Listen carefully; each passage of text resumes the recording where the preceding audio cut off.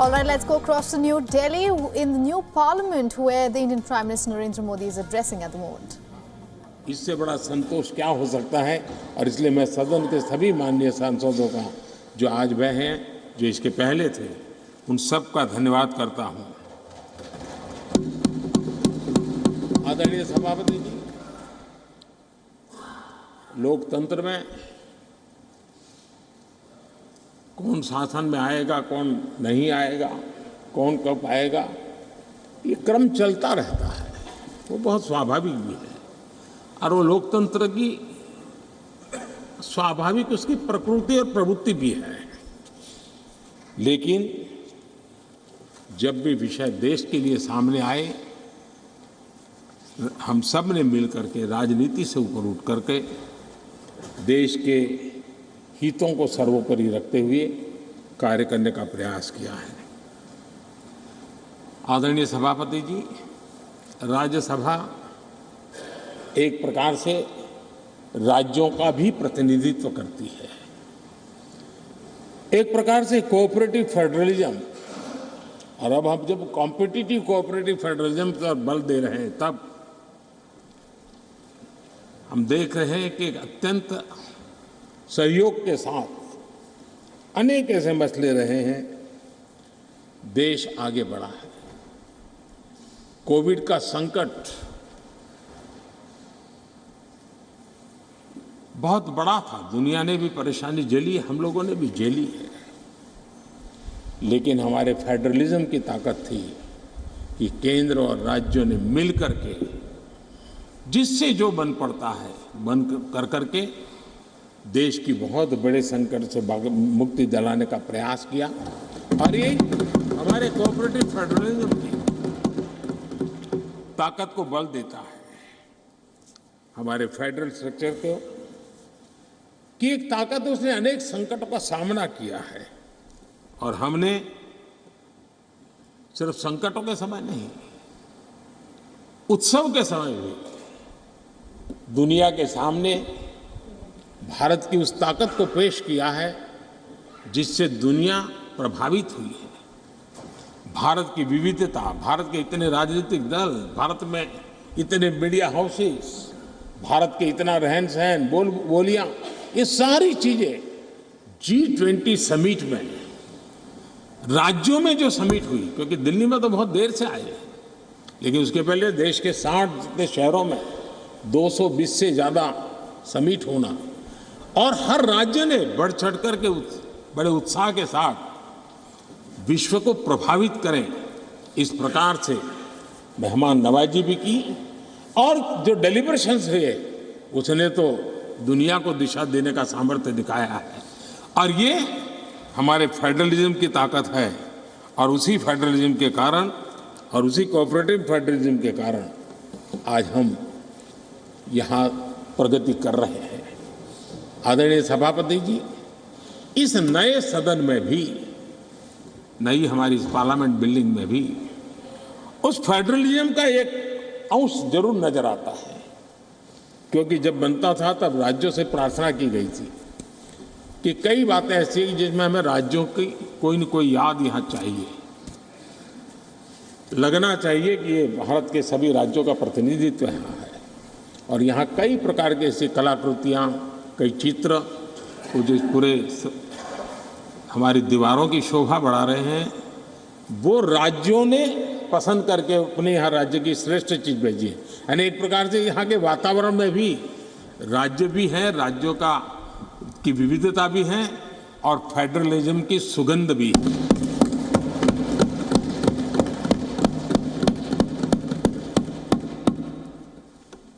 आदरणीय सभापति जी,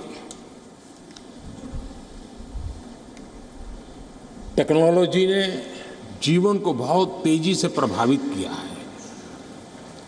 पहले जो टेक्नोलॉजी में बदलाव आते में 50 साल लग जाते थे, वो आजकल कुछ हफ्तों में आ जाते हैं।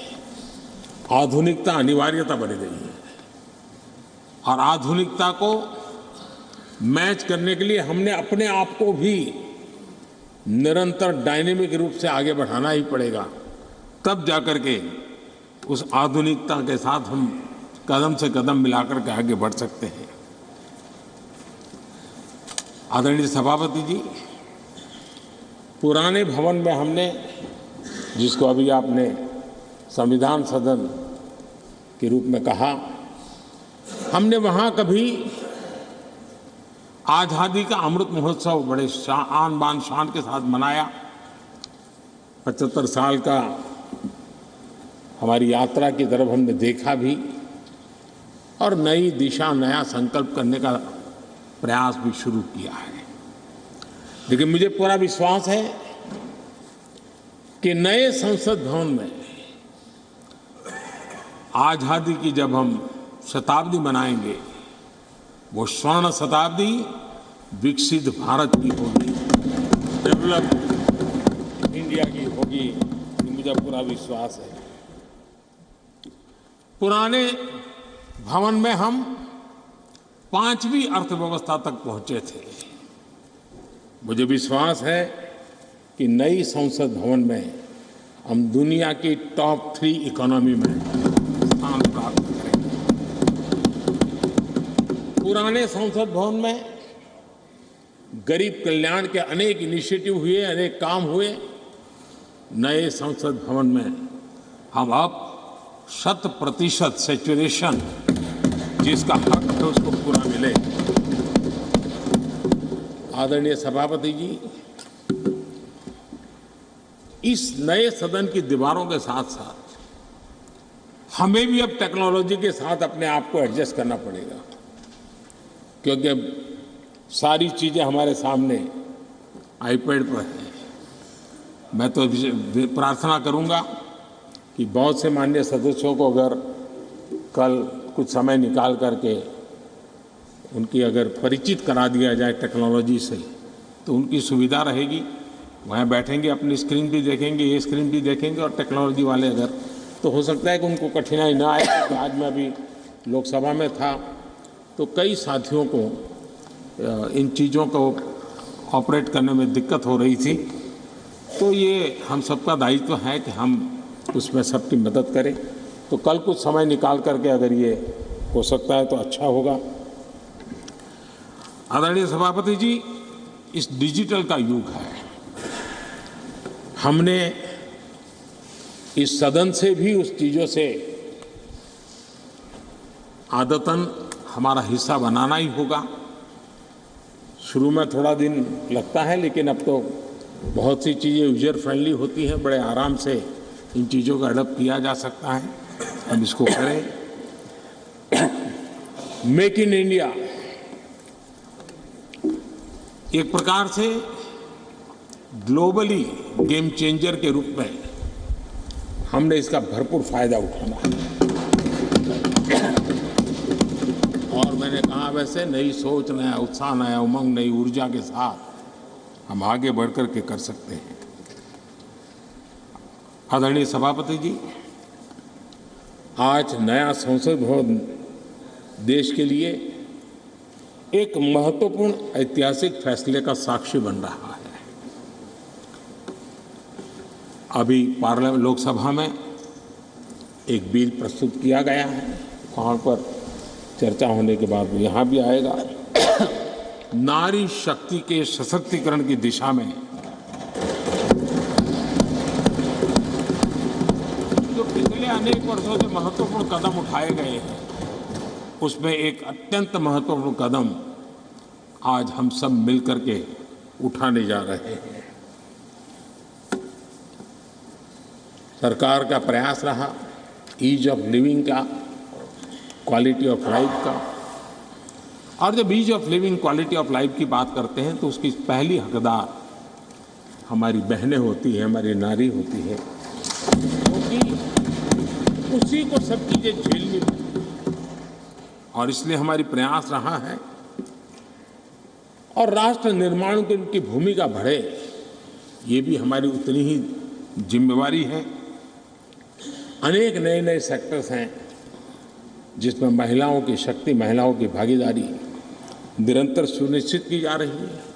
माइनिंग में बहनें काम कर सके, निर्णय हमारे ही सांसदों की मदद से हुआ।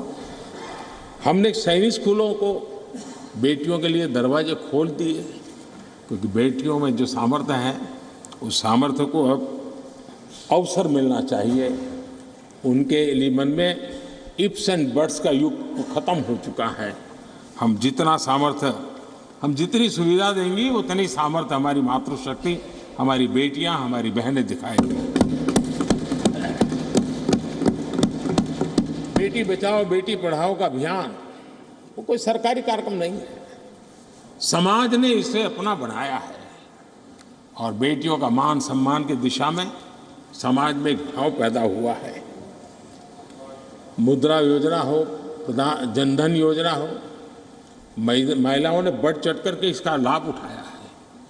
फाइनेंशियल इंक्लूजन के अंदर आज भारत में महिलाओं का सक्रिय योगदान नजर आ रहा है। ये अपने आप में मैं समझता हूँ उनके परिवार के जीवन में भी उनके सामर्थ्य को प्रकट करता है, जो सामर्थ्य अब राष्ट्र जीवन में भी प्रकट होने का वक्त आ चुका है। हमारी कोशिश रही है कि हमारे माताओं बहनों के स्वास्थ्य को ध्यान में रखते हुए उज्ज्वला योजना, हमें मालूम है गैस सिलेंडर के लिए पहले एमपी के घर के चक्कर काटने पड़ते थे, गरीब परिवारों तक उसको पहुंचाना, मैं जानता हूँ बहुत बड़ा आर्थिक बोझ है, लेकिन महिलाओं के जीवन को ध्यान में रखते हुए उस काम को किया। महिलाओं के सम्मान के लिए ट्रिपल तलाक लंबे अरसे से राजनीतिक दृष्टि से राजनीतिक लाभालाभ का शिकार हो चुका था, इतना बड़ा मानवीय निर्णय, लेकिन हम सभी माननीय सांसदों की मदद से उसको कर पाया। नारी सुरक्षा के लिए कड़े कानून बनाने का काम भी हम सब कर पाए हैं। विमेन लेड डेवलपमेंट G20 की सबसे बड़ी चर्चा का विषय रहा और दुनिया के कई देश हैं जिनके लिए विमेन लेड डेवलपमेंट विषय थोड़ा सा नया सा अनुभव होता था, और जब उनकी चर्चा में सुर आते थे कुछ अलग सी सुर सुनने को मिलते थे, लेकिन G20 के डिक्लेरेशन में सबने मिलकर के विमेन लेड डेवलपमेंट के विषय को अब भारत से दुनिया की तरफ पहुंचा है, ये हम सब के लिए गर्व है। आदरणीय सभापति जी, इसी बैकग्राउंड में लंबे अरसे से विधानसभा और लोकसभा में सीधे चुनाव में बहनों की भागीदारी सुनिश्चित करने का विषय है, और ये बहुत समय से आरक्षण की चर्चा चली थी। हर किसी ने कुछ न कुछ प्रयास किया है, लेकिन और ये 1996 से इसकी शुरुआत हुई है, और अटल जी के समय तो कई बार बिल लाए गए, लेकिन नंबर कम पड़ते थे, कुछ उग्र विरोध का भी वातावरण रहता था, एक महत्वपूर्ण काम करने में काफ़ी असुविधा होती थी। लेकिन जब नए सदन में आए हैं, नया होने का एक उमंग भी होता है, तो मुझे विश्वास है कि ये जो लंबे अरसे से चर्चा में रहा विषय है, अब इसको हमने कानून बना करके हमारे देश की विकास यात्रा में नारी शक्ति की भागीदारी सुनिश्चित करने का समय है।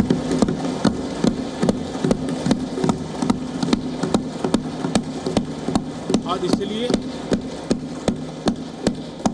नारी शक्ति बंधन अधिनियम, नारी शक्ति बंधन अधिनियम संविधान संशोधन के रूप में लाने का सरकार का विचार है, जिसको आज लोकसभा में रखा गया है। कल लोकसभा में इसकी चर्चा होगी और इसके बाद राज्यसभा में भी आएगा। मैं आज आप सबसे प्रार्थना करता हूं कि एक ऐसा विषय है जिसको अगर हम सर्वसम्मति से आगे बढ़ाएंगे तो सच अर्थ में वो शक्ति अनेक गुना बढ़ जाएगी। और जब भी बिल हम सबके सामने आए, तब मैं राज्यसभा के सभी मेरे माननीय सांसद साथियों से आज आग्रह करने आया हूं कि हम सर्वसम्मति से जब भी उसकी निर्णय करने का अवसर आए, आने वाले 1-2 दिन में आप सबके सहयोग की अपेक्षा साथ मैं मेरी वाणी को विराम देता हूं। बहुत बहुत धन्यवाद।